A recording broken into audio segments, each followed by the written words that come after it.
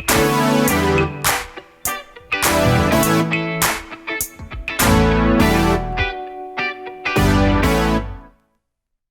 alaikum, hello everyone, bonjour tout le monde. I am Rasha Adel and we are watching today our amazing, unique, exciting of our first episode, The Next Heroes. We're gonna talk today about being a woman entrepreneur and how to achieve your dreams. Today we're gonna meet an amazing French Muslim woman entrepreneur. Hello Ahlem, how are you today? Hey Rasha, I'm very good, thanks, and thanks for having me here today. It's a pleasure. We are really happy to have you here and it's mean a lot for us. I would like to share with us your experience, your story, and tell us a little bit about yourself to start with and your background. Okay, well, it's a long story, but it's a very interesting one. Okay, so maybe I'll start with my background. So I'm French. I was born in France, but my parents were born in Algeria. So I'm the daughter of Arabic immigrants in France. I grew up in France. I studied in France, but then when I was 25, I think, I basically boarded a plane, went to London for internship. And I never looked back, so I've started traveling. When I was updating everything, like my LinkedIn, my Twitter, blah blah blah, getting in touch again, with my network. That's where like the Google recruiter contacted me, and that was like I remember I thought it was a joke at the beginning, because I was like, why would someone talk to me? I didn't reply for 2 weeks. And Google was never really in my mind at that time. I knew it was this IT company, like internet company, that was really hard to get into. So actually never crossed my mind to apply for Google.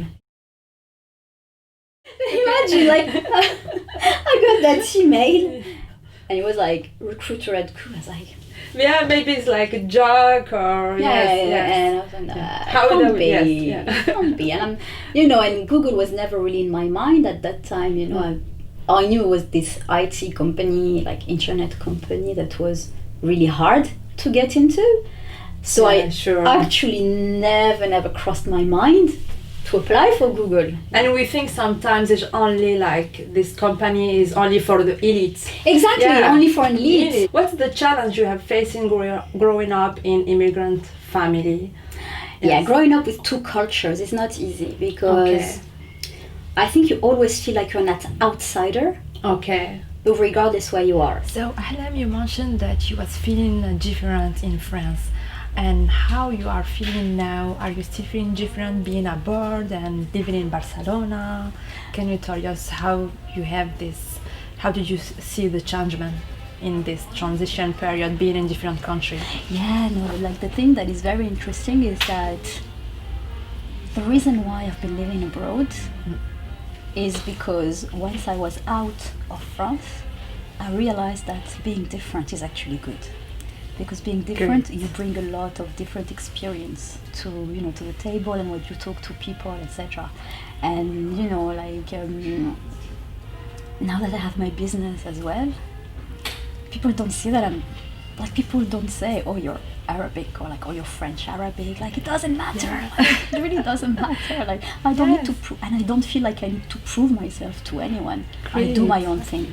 Amazing. So tell us more about your business, what it's about, how did you create it? Oh, cool. We want to hear everything. the recruitment message that I got on LinkedIn, because I replied and I got the job and I worked. And you replied 2 weeks later. Yeah, but then it all worked out fine. I went through the interview process and I got the job at Google.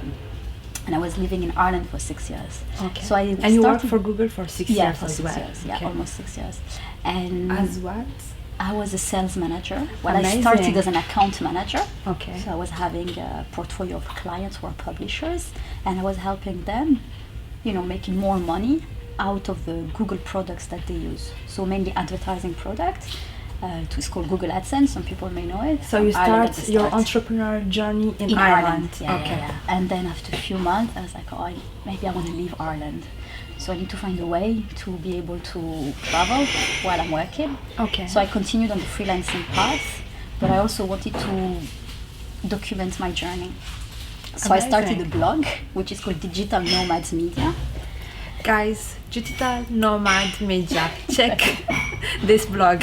So I started a blog because it was, I want, talk about my journey, interview other inspiring people, try and motivate people also maybe to, become entrepreneurs and travel at the same time. And I'm also using, it's a blog/site, now I'm using it to advertise for my services. So basically it's all online marketing consultancy and, putting your business online, how to, create a website, managing social media, etc. So I do consulting in there. And hopefully, because I'm still not officially settled in Barcelona. Okay. So once I have, the autonomous status, Okay. I will start working full time with this consultancy and putting myself forward and with Digital Nomads Media. That's amazing, and we wish you like you're gonna achieve all your dreams you said and your entrepreneurial journey. I know by my experience that it is not easy, No. and I'm trying as well to inspire the women. But I'm always saying, Yeah. I'm poor, as in I'm way Exactly poorer. the same. Like but I'm poor, I'm way broken, happier. guys.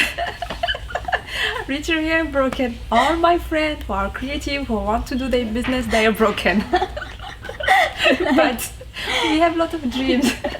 Exactly. Yes. But Yeah. I mean, I was good with my money, so I have some savings on the side. But it's like I'm poor. Like I'm not making as much as I used to make. Okay. And maybe I will manage to get back that lifestyle, but I'm not sure I actually want it. So it's like maybe I'm poorer, but I'm much happier, and because I have a lot of flexibility as a freelancer. I travel when I want. I could take some time to be with you here today. And you're fulfilling your dream. Exactly, and I'm Yes. learning a lot. And I Yes. think over the last year, I've learned much more in terms of skills. Okay. About online skills, but also in terms of myself that I learned basically in the previous 30 years. So I know there are talks about being a woman in tech or being like Arabic woman or Muslim woman, but it doesn't really matter. Yes. When you have a business and you're professional, and It doesn't matter your faith, your no. religion, Of course where not. you come from, because course not. you can choose you don't choose your religion, your faith, or your background, but you can choose how you're gonna end your story. I want to know, if you have a chance to win the lottery today, Okay. will you continue your journey as businesswoman and Yes. continue your journey to Yes. create Yes. this? 100% yes. 100% yes. In a different field. Okay. So I don't think I will stay in online marketing. Okay. What you Because- will do? Yeah. So if money was not an issue at all, I would open my boutique and I would sell stuff that I make. Or I would have like a boutique for like local artisans to sell their stuff.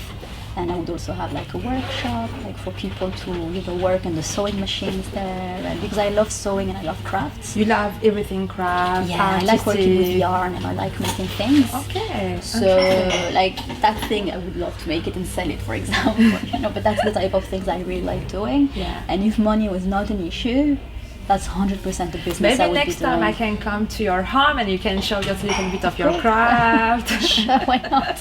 Doing like home exhibition. If you want, I don't have a lot here at the moment. Most of the time I work from home because it's quiet, and I also have a very nice place like at the moment that I'm sharing, but my bedroom is really nicely decorated, so it's really inspiring me. Like I like it.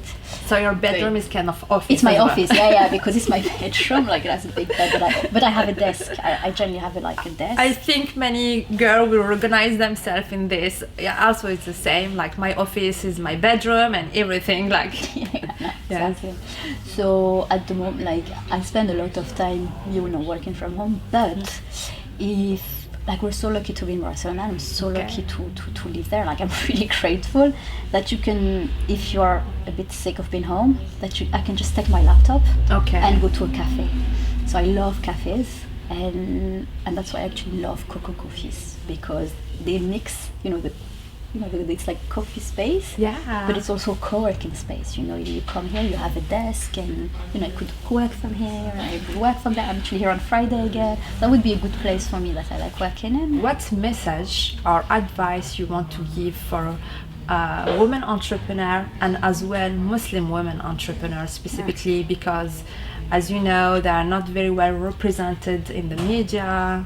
There is all this dark news and this about how they are portrayed in the media. So how you advise them? Yes, or message for them? Yeah. Okay, so my message is going to be unpolitically correct, but it's honestly zero fucks given. It's like, do your thing. Okay. You don't care about what your parents are saying, because okay, topic of women entrepreneur. Yeah. It's like women, do what you like. Yeah. Okay, if you have a passion, go for it. Find a way to make money out of it. Like that's it. Like just go for it and don't worry about the details. Okay. It all works out. So if you want to start something, inquire in the city that you are. How can you start? What type of company do you need? Go to meetups, talk to people, and it's just get the ball rolling. Take the first step. Whatever it is you want to do, take the first step, and the rest follows. So that's what I tell everyone, which is don't worry about the details. Just get going. So that's a tip for women entrepreneurs, which is don't be phased if you're a woman. And as you mentioned, you don't need a lot of investment. You can start from your home. You can transform your bedroom as an office. There is co-working places. There are a lot of actually jobs for women online, and like what I'm talking about on the blog is a lot about remote work, and like it's a trend that is growing stronger. Just be okay, like with even if you fail, you're not gonna fail. So you have learned something. So do it, go for it. Thank you so much, Ahlem, for sharing your amazing story. It's really inspiring, and I'm sure it will inspire a lot of women men who gonna listen to this conversation. Of course, I hope so. Yes. I hope we can make a positive change. And we are supporting you in your business, and hope all success for you. Thank you. And good luck with the YouTube channel. It's very exciting. Thank you. Yeah, I'm so excited too.